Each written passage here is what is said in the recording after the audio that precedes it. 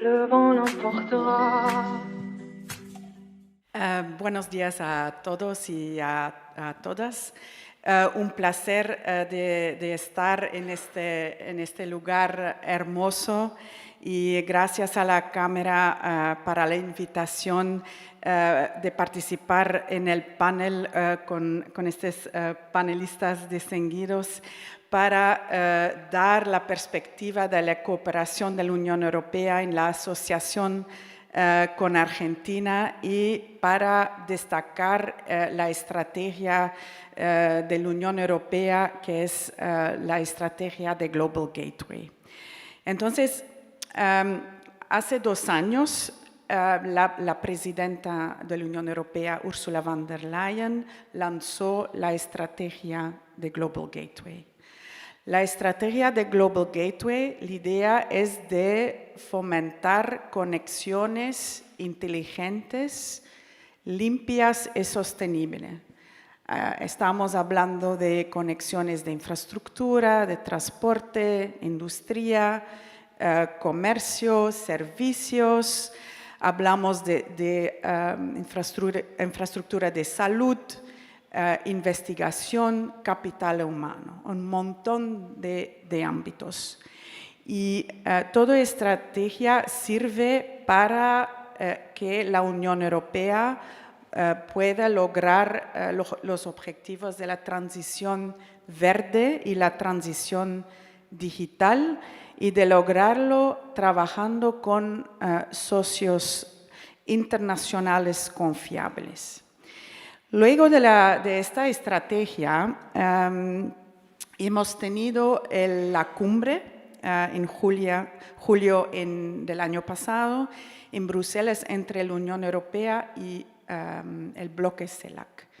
En esta reunión, la Unión Europea y Argentina han convenido una agenda de inversión en común entre la Unión Europea y Argentina, focalizándose sobre sectores prioridades.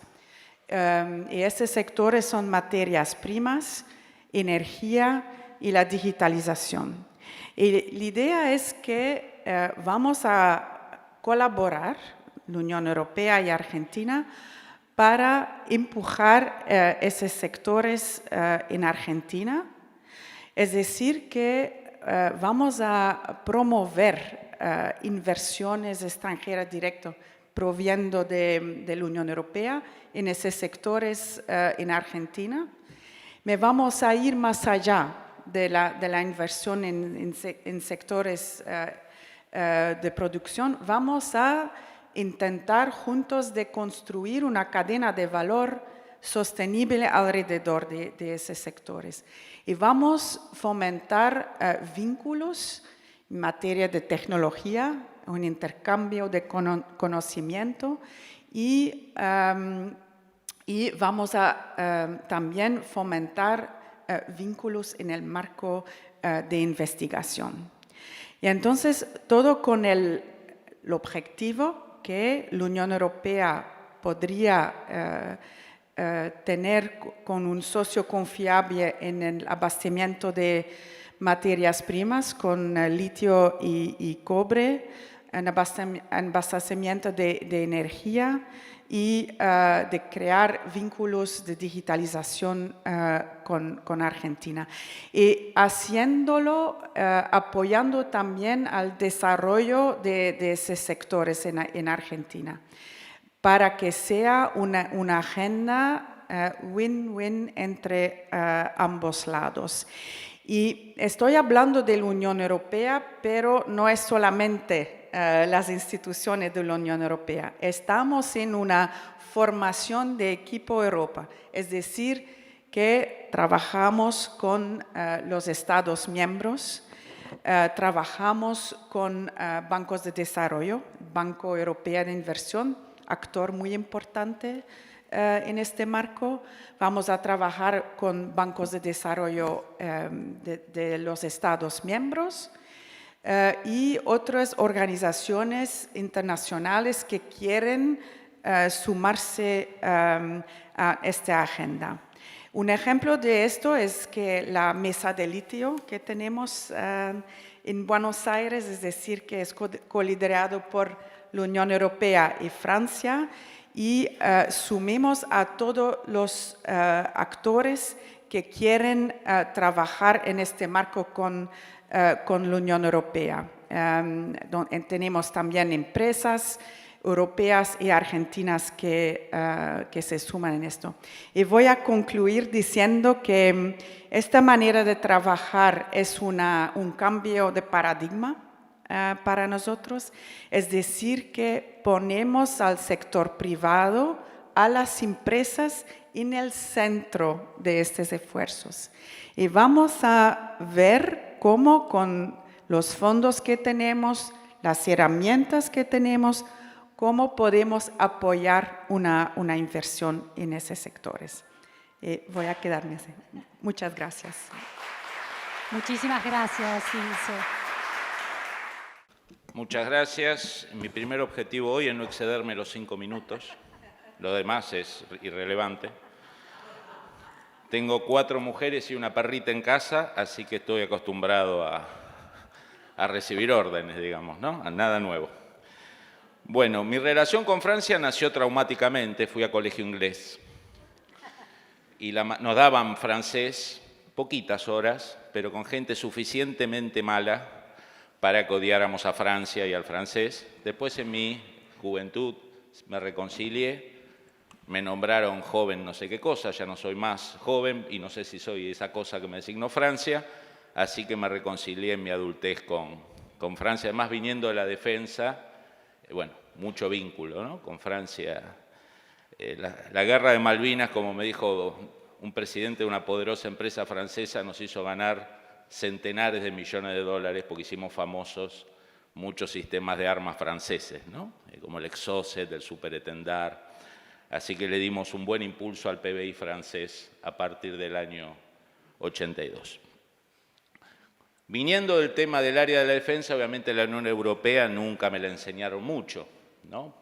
Como me decía un profesor en Estados Unidos, un gigante económico y un enano estratégico militar, ¿no? Dependiente básicamente de las voluntades y de los intereses de Estados Unidos. Pero en los últimos años, especialmente gracias a Putin, en febrero del 22, podemos empezar a hablar más de geopolítica en la Unión Europea, así que hemos incorporado lo que estamos en los estudios de seguridad y estrategia, un poquito más este actor, que era muy especialidad de los economistas, pero no tanto especialidad de nosotros. Punteo muy rápido lo que ha pasado a partir de febrero del 22. Primero que todo, lo que vemos es un alejamiento de la Unión Europea de China. China venía trabajando fuertemente para acercarse a la Unión Europea, básicamente Italia, si ustedes se acuerdan, el camino de la seda, ¿no? Del gobierno anterior a Meloni. Bueno, eso quedó anulado. Gran noticia geopolítica para Estados Unidos. El segundo elemento es Rusia, el maridaje energético irresponsable, imprudente, que montó Alemania, ¿no? A lo largo de la conexión del gas para hacer la economía más barata. Bueno, eso también quedó dinamitado. 2 grandes noticias geopolíticas para los Estados Unidos. El otro elemento es que la Unión Europea necesita proveedores seguros de materia prima. Y la Argentina y el Cono Sur se están transformando no solo en proveedores de alimento, que tanto traumatiza al agro francés, sino proveedores crecientes de minerales, ¿no? Los RIGI van a producir una revolución energética en Argentina que ya se está produciendo y va a producir una revolución minera que ya se va a producir. El tercer elemento, me parece muy importante, es el tema de Atlántico Sur. El comercio de la Unión Europea no está pudiendo pasar por el Mar Rojo porque los hutis le hunden los barcos. Y en algunos casos le piden coimas multimillonarias para poder pasar. Por lo tanto, el Atlántico Sur, sea vía África o vía Magallanes, se transforma en un actor fundamental. Tercer elemento, el patrón militar de Europa, que es Estados Unidos, ha decidido que la OTAN no tenga fronteras. La OTAN se va a conectar cada vez más, Europa con Asia. OTAN, Quad, ANCUS, ¿no? Japón, India, Australia, cada vez más interrelacionadas con la seguridad europea. Tenemos a los norcoreanos peleando en Ucrania, ¿no? Tenemos a los surcoreanos en Kiev ayudando a la OTAN. Vamos a un mundo donde Pacífico y Atlántico están profundamente interconectados. Como dijo la semana pasada el secretario general de la OTAN, vamos hacia una OTAN sin fronteras. Ahora, para que se conecte la OTAN europea con el Pacífico, ¿por dónde tiene que pasar? ¿Por Panamá? No. Muchos de los barcos de la OTAN no entran por Panamá, especialmente los portaaviones nucleares y los portaaviones de gran porte. El Charles de Gaulle no pasa por Panamá. Los 11 portaaviones nucleares americanos no pasan por Panamá. Los submarinos de ataque no pasan por Panamá. Por lo tanto, pasan por el Atlántico Sur. Por lo tanto, es el momento que la Unión Europea no solo vea a la región como una proveedora de alimentos, sino como una proveedora de materiales estratégicos, sea litio, sea cobre, sea software, pero también como una cuestión geopolítica. El capítulo Malvinas, Argentinas, Gran Bretaña va a dar mucho que hablar. Ahora, cuando el año que viene la OTAN nos nombre socios globales de la OTAN, vamos a compartir seguido mesa con nuestros colegas británicos y ahí se iniciará una nueva etapa. Dejo para el resto de los temas, para las preguntas y las respuestas. Muchas gracias. Muchísimas gracias, Fabián. Bueno, muy interesantes las exposiciones. Han surgido una serie de cuestiones que vamos a ir retomando.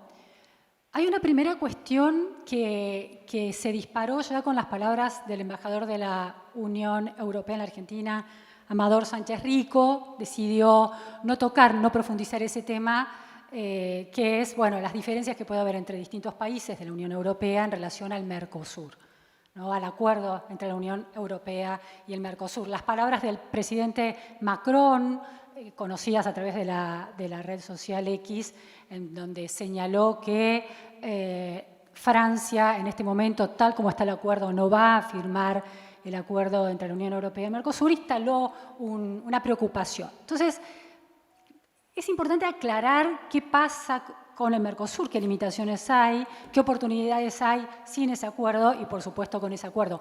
Marcelo, ¿podrías dar una primera mirada sobre hoy, tal como está definido el acuerdo de 2019 entre el Mercosur y la Unión Europea, cuáles son las oportunidades y cuáles son los obstáculos?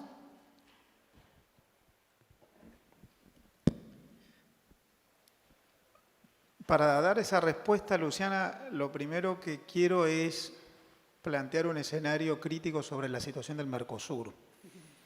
Dada la circunstancia en la cual está el Mercosur, un escenario crítico, en términos relativos, el acuerdo con la Unión Europea adquiere una relevancia más allá de qué tipo de acuerdo terminemos logrando. El Mercosur es un bloque que se creó hace más de 30 años, que tiene un formato muy antiguo de unión aduanera, básicamente acuerdo arancelario, que no ha avanzado en líneas generales en otro tipo de normas o sustancias en las cuales la mayoría de los acuerdos de integración económica ha avanzado en el mundo. En el mundo hoy hay 372 acuerdos regionales de integración vigentes.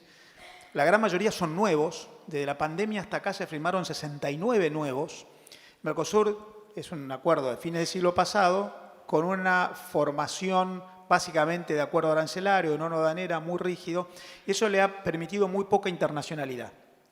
El ratio comercio exterior, PBI, de todo el Mercosur es el más bajo de los 20 principales acuerdos de integración vigentes en el mundo. Apenas menos de 30%. En el mundo es más de 60%.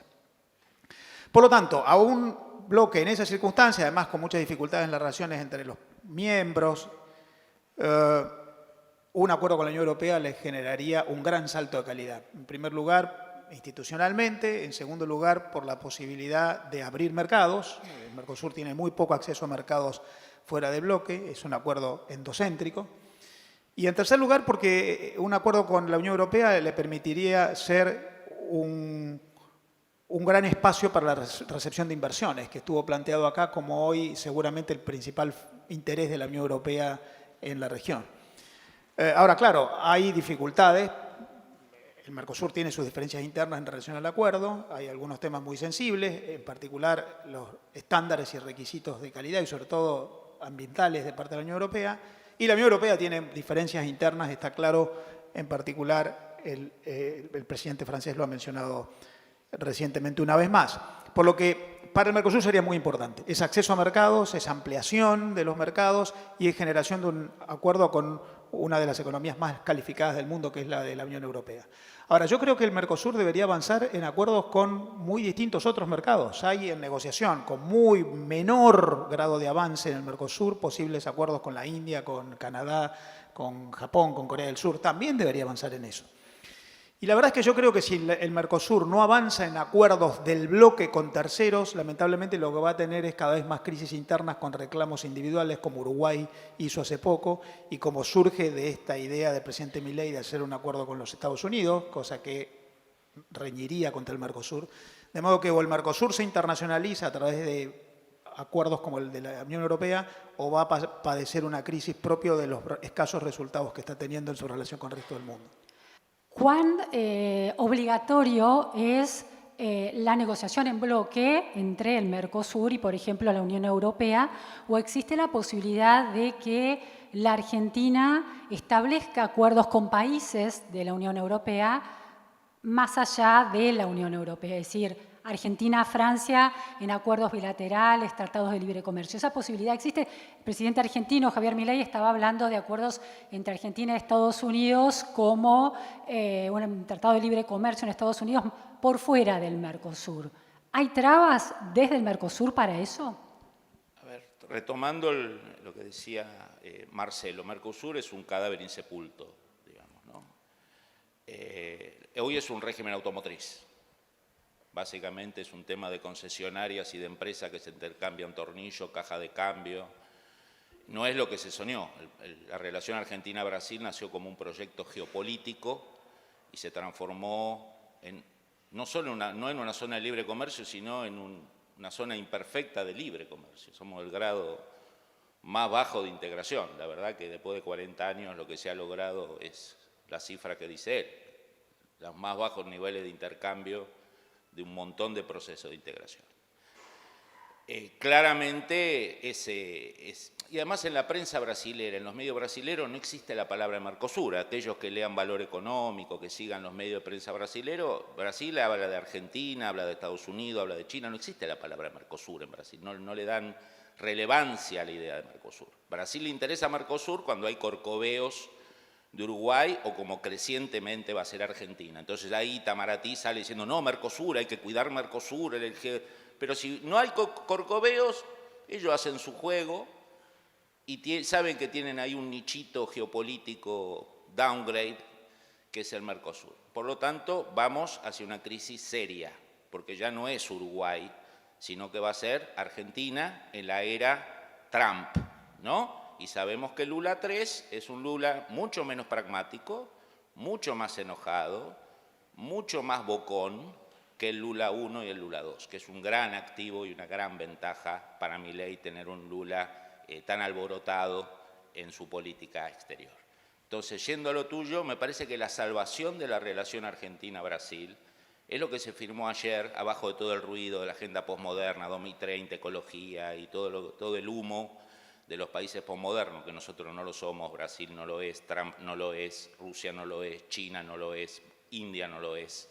Entonces, a veces hay que ubicarse para dónde va el mundo, ¿no? Una cosa es lo que las minorías intensas occidentales por modernas creen y para dónde va el mundo. El mundo no va para ahí. Creo que es el tema de la energía. Yo creo que el tema de la energía, pasar de 2 millones de metros cúbicos a 30 millones de metros cúbicos de gas en 10 años, va a transformar la geopolítica entre Argentina y Brasil y va a transformar la relación Argentina-Brasil en serio en una cuestión geopolítica relevante. Cuando uno abastece de gas, abastece de energía a otro país, ahí se crea un efecto lock-in geopolítico muy relevante. ¿Pero hay chances de que Argentina firme tratados de libre comercio con otros países por fuera del Mercosur o directamente con países europeos saltando a la Unión Europea? Normativamente no, pero dado que el Mercosur es un cadáver insepulto, si Mercosur no se reforma, y no hay un giro muy importante del Mercosur, empezando por un Itamaraty que se ponga la camiseta del Mercosur siempre, y no cuando hay alguien que quiere salir del Mercosur, a flexibilizar el Mercosur, cuando no sea una histeria ad hoc, sino que sea una gran estrategia de mediano y largo plazo, se va a evitar que salgamos solos a hacer cosas. Ahora, si no sé Marcelo qué opinará, pero el actual status quo me parece que no es aceptable para muchos países, para Uruguay no lo es, para nosotros no lo es, y para sectores de la propia producción brasilera tampoco le va a servir un Mercosur que no tenga, digamos, un rendimiento o un rédito lo suficientemente importante. En este debate que se da entre la efectividad o no del Mercosur, ¿cómo se ve desde la Unión Europea en dos sentidos? El Mercosur, Fabián tiene una mirada muy crítica de su potencial. Marcelo planteó que un acuerdo Mercosur-Unión Europea podría beneficiar y mejorar la calidad institucional y la efectividad de ese Mercosur. Desde la Unión Europea, ¿cuán enfocados están en que los acuerdos sean con el Mercosur o están pensando un escenario en que si ese Mercosur se complica y sigue perdiendo capacidad de intercambio comercial, se puedan hacer tratados ya bilaterales con países miembros de manera particular? Unión Europea-Argentina, Tratado de Libre Comercio, Unión Europea-Brasil, por ejemplo. Gracias por la pregunta. Dos puntos de mi lado. Primero es que entonces la negociación entre la Unión Europea y Mercosur para el acuerdo comercial consideramos con una herramienta muy importante en el desarrollo y la implementación de la estrategia de Global Gateway. Es una estrategia de desarrollo industrial, de flujos de comercio, de inversión, y un acuerdo entre los dos bloques va a construir, digamos, como una cancha en lo cual se puede jugar entonces las relaciones económicas, industriales y de inversión y más allá de esas relaciones. En este sentido, un acuerdo presenta muchas oportunidades para apoyar esta estrategia y para apoyar también a la agenda de Argentina en el desarrollo alrededor de materias primas y energía, por ejemplo. Luego, quería destacar que no va a estar posible de concluir entre Argentina y un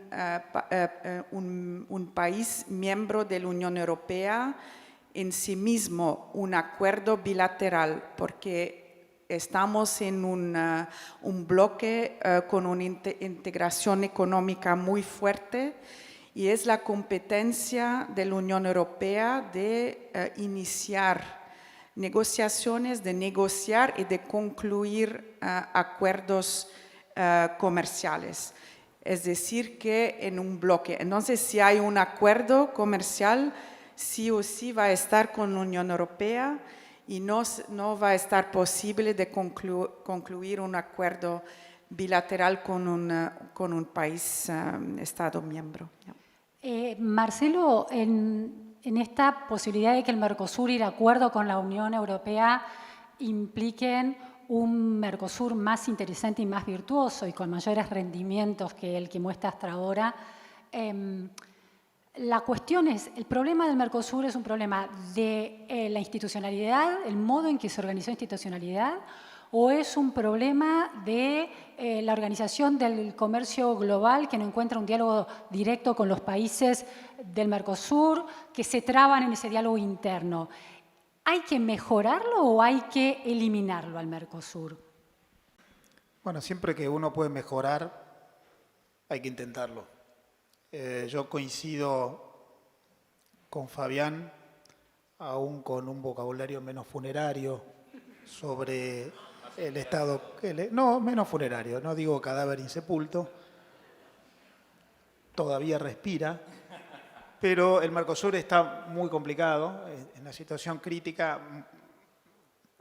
Pensemos nomás en las violaciones que hay en las relaciones entre los socios, obstaculizando el comercio en frontera entre los socios, siendo que es un bloque endocéntrico.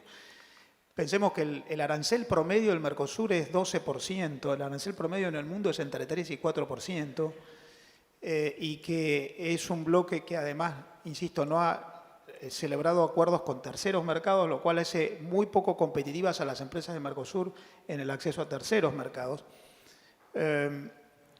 Y los grandes negocios en el mundo no están en nuestra región. Asia genera el 35% del comercio internacional mundial, Europa, toda Europa, más allá de la Unión, genera el 37%, América del Norte apenas con 3 países genera el 20%, y América Latina genera el 3,5%. América Latina toda. Por lo tanto, lo que hay que plantear es plataformas de acceso a terceros mercados. Mientras eso no ocurra, el Mercosur va a ir feneciendo por sus resultados, más allá de por su diseño o por las posiciones ideológicas de sus líderes. De modo que lo primero que yo diría es un acuerdo con la Unión Europea o con cualquier otro mercado con el que el Mercosur pueda hacer un acuerdo, la India o Canadá, fortalecería el bloque internamente, le daría incluso hasta más razones y más sentido de ser.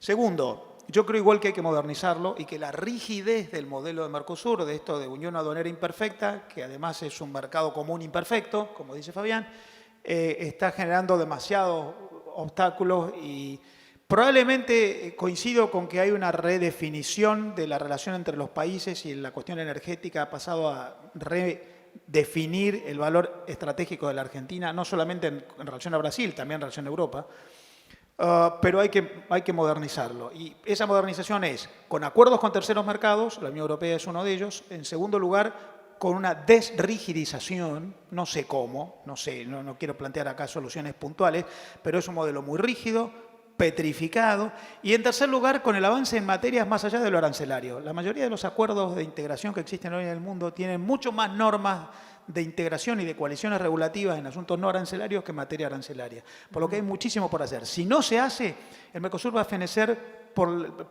la propia fuerza de los acontecimientos y Bien. los países van a terminar encontrando la vuelta para celebrar acuerdos individualmente y será con el consenso de los terceros y se forzarán las instituciones porque no hay nada más potente que los fenómenos económicos en el mundo. Ilse, más allá de estas debilidades del Mercosur y de la Argentina como parte de esa alianza comercial en esta región, escuchábamos las cifras que exponían tanto el embajador de la Unión Europea en la Argentina como el embajador de Francia en la Argentina. Los países europeos comercian con la Argentina, ¿no? El volumen de inversión, el volumen de intercambio comercial es en algunos casos récord. Entonces, desde la Unión Europea con la estrategia del Global Gateway, ¿cómo están logrando que y cómo apuntan a reforzar esos intercambios que se producen a pesar del Mercosur? Sí. Hay inversiones de la Unión Europea en Argentina sin el acuerdo, pero con un acuerdo podríamos apalancar muchas más inversiones, porque un acuerdo va a dar más confianza de inversiones europeas en el mercado de Argentina de venir a invertir. Tengo que decir que en mi experiencia de trabajar con materias primas, ahora he cambiado el clima de inversión, pero hace 2 años el sector de bancos de desarrollo, bancos comerciales europeos, cuando venimos con esta agenda de apoyar a inversiones europeas en materias primas en Argentina y también en otros países de América Latina, el Cono Sur, fue con una reacción de resistencia y con mucha prudencia. diciendo que el riesgo es muy alto de ir y que no tenemos este marco de un acuerdo firme entre la Unión Europea y Mercosur. Entonces, de tener este acuerdo podría apalancar las inversiones y crear las condiciones para multiplicar las inversiones. Pero seguimos trabajando en el contexto actual y empujando inversiones del lado de la Unión Europea. Fabián, planteabas que Europa, la Unión Europea, se alejó de China y se alejó de Rusia. Ahora, América Latina no se aleja de China, parece estar cada vez más cerca. Entonces, ¿cómo se da esa competencia de, por ejemplo, la relación de Argentina con la Unión Europea o del Mercosur con la Unión Europea, con la presencia de China que talla cada vez más en América Latina y también en Argentina? A ver, ahí hay un dato clave que es la gente que está eligiendo Trump. Trump está eligiendo gente de la Florida para cargos claves. Rubio, secretario de Estado. Su vida y su foco, Venezuela, Cuba, chavismo, kirchnerismo.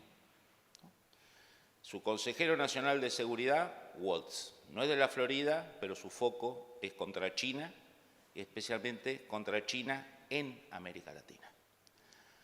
La jefa de gabinete y jefa de campaña de Trump, mujer de la Florida, muy ligado a todo el lobby cubano y crecientemente venezolano, exilado.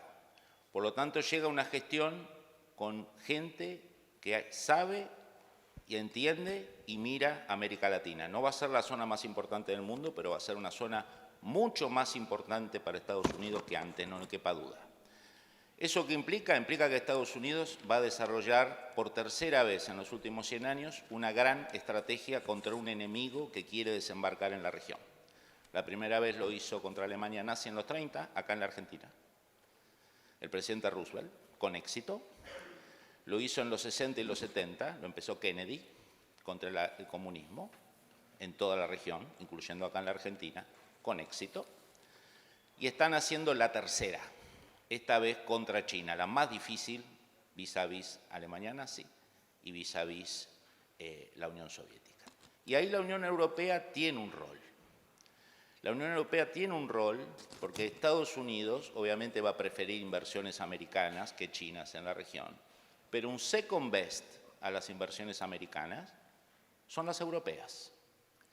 Por lo tanto, Estados Unidos va a ver con muy buenos ojos un mayor activismo económico, financiero, comercial y político de la Unión Europea para ayudar a Estados Unidos a contener la influencia china. Ahí hay un maridaje estratégico. Y Europa, como subordinada geopolítica de Estados Unidos, más aún después de la guerra de Ucrania, ¿sí? Creo que va a ser un factor que va a impulsar a los países principales de Europa, y eso se va a reflejar en la Unión Europea, en mirar a América Latina más allá del tema vacas, soja, cereales, campesinos franceses. Ayer lo dijo Macron muy claro. Miremos la relación bilateral con ojos de minería, energía y geopolítica. Digamos, tenemos que salir de la trampa de los campesinos franceses, que nunca van a levantar el veto y ningún gobierno francés va a chocar con ellos porque a la derecha y a la izquierda de Macron son más proteccionistas que Macron. Por lo tanto, nunca vamos a poder avanzar. Digamos, Freud decía que la locura es hacer lo mismo, intentar buscar diferentes resultados. Bueno, hace 30 años que sabemos que chocamos contra la pared. La relación Unión Europea-Mercosur tiene que cambiar el eje: geopolítica, gas, petróleo, minerales y la ingeniería del conocimiento, como se llama ahora. Marcelo, se ha hablado aquí, desde la presentación inicial del primer panel, y lo ha subrayado también Fabián, de la necesidad o del avance de estrategias comerciales que ponen en alianzas a socios confiables. El friendshoring como la expresión de eso. Ahora, el punto de partida son las guerras, por ejemplo, los riesgos existenciales de una provisión de gas o de alimentos trabadas por estas grandes potencias como China o Rusia en relación a los países occidentales. Ahora, la Argentina no está en un escenario de guerra, pero los inversores, por ejemplo, los inversores de Wall Street, plantean otro tipo de inseguridad y de falta de confianza en los socios, en la Argentina como socios, en relación al péndulo político argentino, político-económico, ¿no? Una mirada sobre el Estado y su grado de intervención en la vida económica, al paso a otra mirada opuesta, apertura económica, una macroeconomía racional, etcétera. En ese sentido, para el mundo, para la Unión Europea y para otros polos, ¿la Argentina sigue siendo un socio poco confiable todavía? Es bastante más confiable recientemente, lo indican los anuncios o preanuncios de inversión de muchas empresas a caballo del RIGI que se mencionaba en el panel anterior, lo indica la increíble evolución de la cotización de los títulos públicos del fisco argentino, que han tenido un crecimiento de más de 120% en su evaluación en lo que va del año, y lo indica las enormes oportunidades surgidas de reuniones bilaterales que las autoridades argentinas están teniendo, el presidente Macron visitando Buenos Aires hace pocos días, la reunión del presidente Milei con el presidente electo Donald Trump, y un acontecimiento que para mí no es menor. El presidente Milei ha viajado muchísimo al mundo desde que está en el ejercicio de sus funciones. Si uno hace la lista de la gente relevante con la que se reunió en esos viajes, se reunió con muchos más empresarios que con presidentes. Los empresarios, incluso con los cuales él se reunió, no son empresarios menores, son los principales empresarios del mundo. Y seguramente lo más emblemático es la relación del presidente Milei con el señor Elon Musk. De modo que yo creo que sí hay más interés que antes. Ahora, obviamente la Argentina tiene una historia y esa historia no se corrige de un día para el otro. Y no hay manera de evitar los problemas de reputación que surgen de, yo ya confié en tiempos de Menem, yo ya confié en tiempos de Macri, ¿por qué ahora debería confiar? Hay un legado del pasado, de las oportunidades perdidas por la Argentina, con el cual hay que convivir. Es la reputación, que es un intangible con el cual uno tiene que convivir. Ahora, mientras tanto, hay que hacer todo lo posible para dar garantías. Si uno mira las reformas institucionales que están teniendo lugar en la Argentina, hay mucho de eso. El RIGI, más allá de alguna reducción de la alícuota del impuesto a las ganancias, genera estabilidad jurídica en materia cambiaria o en materia fiscal, garantías en términos jurídicos hacia adelante para las empresas que inviertan. Y yo valoro, aun cuando muchas veces me parece que no se llega a comprender, lo que está haciendo el presidente Milei en términos de lo que él y su gente llama el cambio cultural o la revolución cultural, que es, en definitiva, hacer que la Argentina tenga valores predominantes en términos económicos distintos que los que tuvo, de manera de ir generando de abajo para arriba una instauración de las condiciones de la economía de mercado, un poco más intervencionista, un poco menos, pero una economía de mercado que la Argentina no tuvo. La Argentina, económicamente, en los últimos años, no tuvo un problema de oferta política. Todos decimos que mal la dirigencia política argentina. No tuvo un problema de oferta política, tuvo un problema de demanda política. La sociedad argentina demandó un modelo de organización económica que fracasó. Y ese fracaso puede haber sido un gran aprendizaje. Y el cambio cultural por el cual se está trabajando me parece que es algo bien orientado en esa línea. Ahora, eso luego se construirá ladrillo por ladrillo. Pero el mundo está complicado en todos lados, de modo que ahí hay que apoyarse en los activos estratégicos, la energía, los minerales, incluso la generación de alimentos en mercados muy sensibles, por ejemplo los asiáticos. El mundo no está para lujos y perdona muchos desvíos de muchos. Ilse, desde la Unión Europea y en el intento de contribuir a esas alianzas, esos partnerships entre empresas de la Unión Europea que llegan a la Argentina, entre inversores que quieran llegar a la Argentina, ¿cómo se ve ese péndulo político-económico? Hay elecciones el año que viene y elecciones presidenciales en 2027. El horizonte político que ratificará o no un rumbo elegido, el corrimiento de ese péndulo, ¿es una variable que atiendan los inversores y los empresarios europeos franceses y de otros países de la Unión Europea a la hora de mirar en la Argentina, sobre todo en sectores de, por ejemplo, el energético, por ejemplo, el del litio, que demandan hundir capital de una manera muy contundente en el país y estar sometido a los riesgos de superficie, a los riesgos de cambios de legislación? Sí, obvio que en el mundo de inversiones extranjeras directas la estabilidad política económica es un factor de mayor importancia. Cuando se considera una inversión en una mina de litio, de cobre o en proyectos de hidrógeno verde, estamos hablando de inversiones de gran tamaño y de largo plazo en el tiempo, por los cuales hay que tener una aseguración, un seguro, que esas inversiones puedan desarrollarse en un contexto positivo y apoyando la inversión. Dicho eso, en nuestras conversaciones con empresas europeas que están mirando para entrar al mercado argentino, las empresas vean las últimas evoluciones con muy buenos ojos. Entonces, la desaceleración de la inflación, el sistema de RIGI, todo eso es son factores muy importantes que van a favorecer la entrada de empresas europeas. Entonces,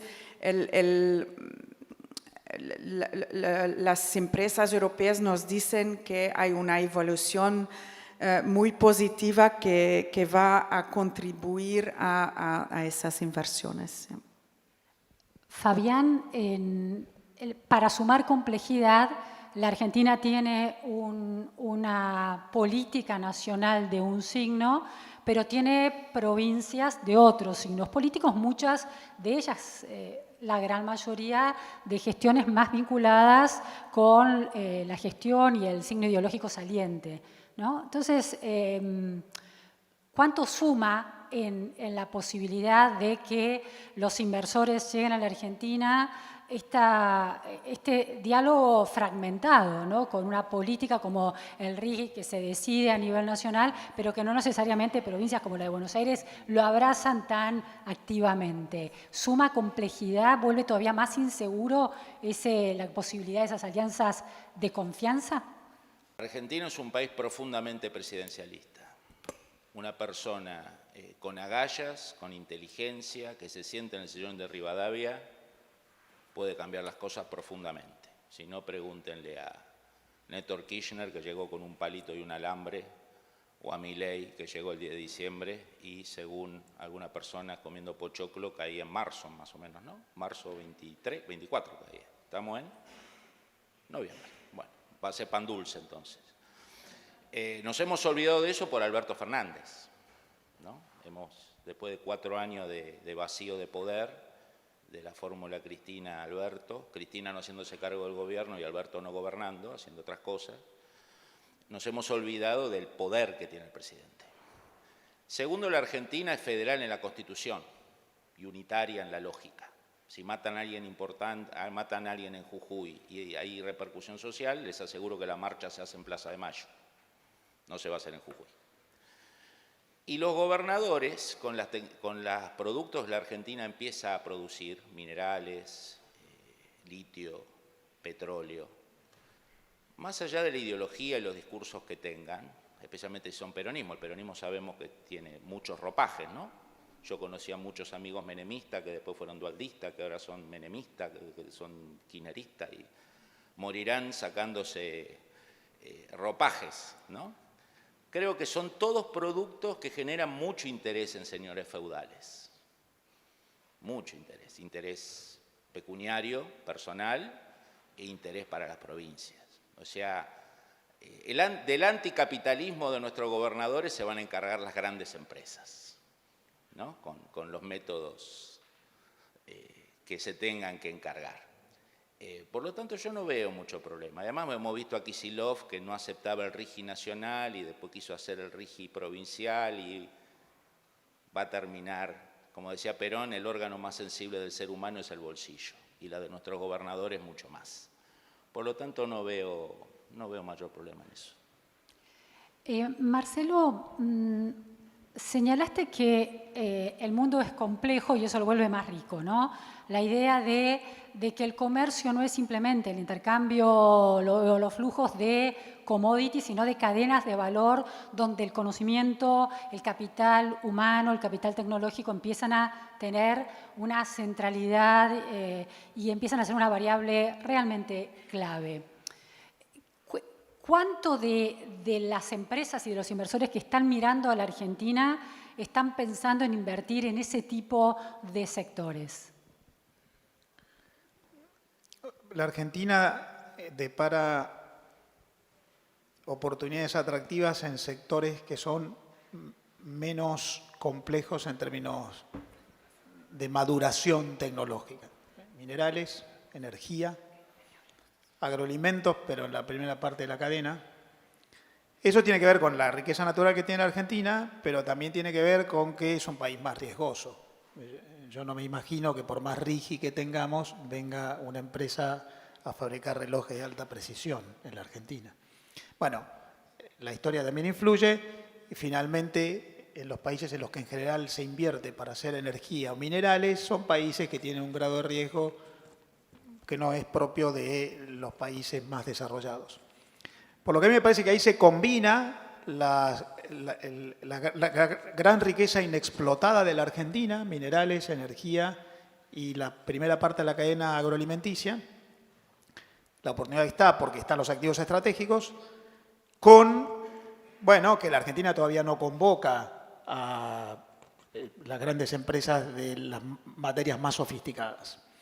Ahora, a mí me parece que eso es una oportunidad y no una debilidad. El mundo está efectivamente cambiando y hoy hay una serie de confluencias de factores entre los cuales está la geopolítica, están las necesidades domésticas de los países, está el funcionamiento de las cadenas de valor, en los cuales me parece que las empresas tienen un rol muy importante. Y ahí yo coincido en que hay un potencial de crecimiento en la Argentina en términos de inversión extranjera. Argentina es un país extraordinariamente débil, más débil que lo que nosotros que estamos acá imaginamos en términos de inversión extranjera. Incluso ha perdido muchísima inversión extranjera. Cuando empezó el siglo XXI, hace 24 años, en la Argentina había un stock de inversión extranjera directa que representaba el 0.9 de toda la inversión extranjera directa en el mundo, 0.9. Este año tenemos el 0.3. Perdimos 2/3. Hay un potencial de evolución, como la Argentina es un país con poco ahorro, con pocas grandes empresas locales, que va a estar marcado por la inversión extranjera. La inversión extranjera probablemente se dirige inicialmente a esos 3 grandes ámbitos. Después está lo que llamamos la economía del conocimiento, es cierto, siempre aparece el turismo y otros rubros, pero a mí me parece que los 3 pilares son minerales, energía y la primera parte de la cadena agroalimenticia, y es muy bueno que tengamos esa oportunidad, se necesita inversión extranjera, hay potencial para hacerlo porque nos hemos debilitado.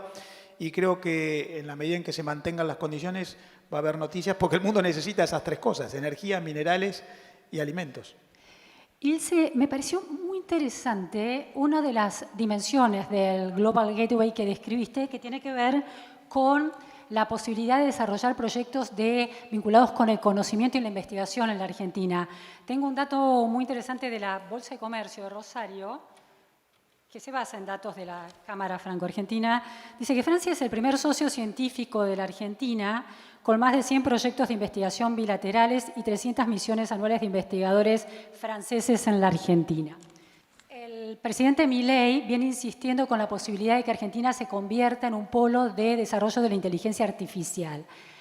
¿Está la Unión Europea, Francia, por ejemplo, mirando a la Argentina como un aliado, un socio estratégico en materia de inversiones o de intercambio de exportaciones e importaciones en ese sector de enorme disrupción y con un futuro realmente que está lleno de interrogantes, pero también de potencial?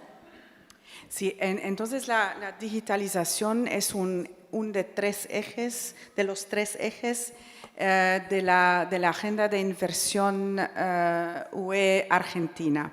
Entonces, la idea es de desarrollar también en este ámbito y de apoyar inversiones. Inteligencia artificial en este marco es por supuesto un ámbito importante. Y de hecho hemos construido entre la Unión Europea y Argentina una hoja de ruta en el marco de digitalización que está dirigiendo nuestras conversaciones en este marco. Y en esta hora mismo estamos desarrollando con el secretario de Innovación cómo vamos a seguir trabajando juntos. Del lado de la Unión Europea vamos a armar una acción para apoyar esta conversación y para seguir fomentando vínculos con la Unión Europea, incluyendo con empresas, con centros de conocimiento y de investigación en el marco de la inteligencia artificial. Y Fabián, la última pregunta, porque ya tenemos que ir cerrando, es en esta Argentina, que es un país, como dijiste, unitario, pero al mismo tiempo federal, el proteccionismo siempre se ha interpretado como subsidios o regímenes espaciales impositivos, pero hay toda una mirada nueva del proteccionismo en el mundo que plantea que las políticas proteccionistas pueden ser aquellas que estén orientadas, por ejemplo, al desarrollo de infraestructura, de autopistas, de tendidos eléctricos, de tendidos de gasoductos. ¿Crees que esa es la vía en la que la barrera de entrada en los distintos distritos provinciales también pueda bajar, la barrera de entrada, inversiones que vengan de la mano de planes de infraestructuras alentados, por ejemplo, por el Global Gateway, pueden tener mejor análisis por parte de los decisores políticos de los distintos distritos? Mira, yo iniciaría con algo arriba de eso, que me parece que desde el punto de vista de la ciencia política, Milei no es liberal, es un conservador popular. Es la encarnación de una viejísima y poderosísima tradición argentina que Perón cooptó en los 40 y que el kirchnerismo destruyó dentro del peronismo. El kirchnerismo cada vez se fue corriendo más a una versión tercer mundo woke, Soho Los Ángeles, y abandonó el conservadurismo popular. Por eso Milei hizo las elecciones que hizo, sin fiscales, en los feudos del norte. Como me decía un dirigente peronista del norte, si empató mi provincia quiere decir que ganó por mucho, ¿no? Entonces, me parece que acá esta idea de Trump es conservador, proteccionista y Milei es un anarco-libertario. Milei no es un anarco-libertario, es un conservador popular. Un anarco-libertario no dice Dios, patria, familia. Hay que tenerlo muy en claro eso. Tiene política económica liberal macroeconómica, como va a tener Trump. Trump va a tener política macroeconómica liberal y va a tener un gobierno conservador popular. Yendo a tu tema, me parece que el tema de infraestructura es un gran desafío y es un tema que está empezando a entender Estados Unidos. Un presidente de la región, que no voy a decir cuál, me dijo, mira Fabián, los americanos me traen valores y consejos, los chinos me traen autopistas y puertos, ¿no? Entonces me parece que Estados Unidos está empezando a tomar conciencia. Cuento una muy breve anécdota. Década del 30, el secretario de Estado de Roosevelt llama al presidente de una de las principales empresas eléctricas del mundo. El secretario de Estado le dice al presidente de esta empresa, lo felicito porque va a inaugurar una fábrica en la Argentina. Y el presidente de la empresa le dice, no, mire secretario, no tenemos planeado abrir una fábrica en la Argentina. Y el secretario de Estado le dice, sí, tienen planeado abrir una fábrica en la Argentina. Al presidente Roosevelt le interesaría mucho que abran una empresa en la Argentina. ¿Por qué? Para que no la abriese Alemania de Hitler. Por lo tanto, Estados Unidos está empezando a entender que no solo tiene que repartir valores, sino que tiene que empezar a trabajar en infraestructura. Y vuelvo al punto de la potencial maridaje Unión Europea-Estados Unidos en América Latina en temas de infraestructura. Si no, miren el puerto de Shanghái, ¿no? 3.000 millones de dólares y el cambio de la geopolítica marítima del Pacífico Sur.